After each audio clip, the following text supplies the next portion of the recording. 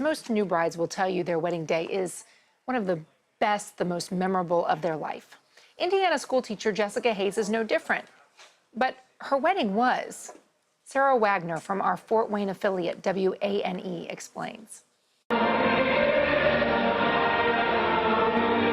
It's not the wedding day Jessica Hayes envisioned for herself as a little girl.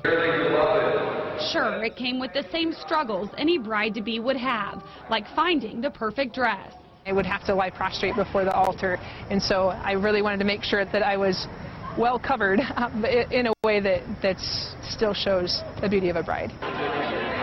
And making sure your guests are having a good time. I'm so happy to have had so many witnesses today, because there may be others that the Lord is calling in this way that have now heard of this life and can consider it in their prayer. For the 38-year-old theology teacher from Bishop Dwenger High School, this commitment represents years of prayer and soul searching. It was really a consideration of which things brought me the most joy and where my greatest happiness was. And it seemed that all of those loves converged on this one thing, where I could still be living in the world and be a part of the lives of my students. If you've never heard of a consecrated virgin before, that's probably because it's fairly rare. Today's ceremony makes Jessica the only one in the diocese. There are around 3,000 around the world and 215 in the United States. I think that really, in some sense, we're all called to be married. It's just a matter of discerning how.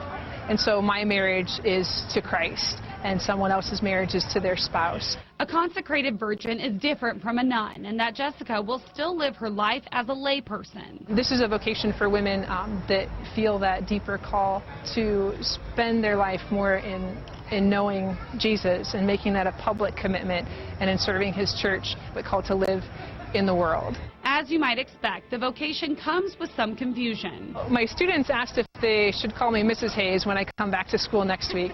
And no, I'm still Miss, but I am married to Jesus. A spiritual journey Jessica can't wait to begin. Even more so than looking forward to this day is looking forward to the rest of my life, just because it's a deepening of that commitment. Reporting in Fort Wayne,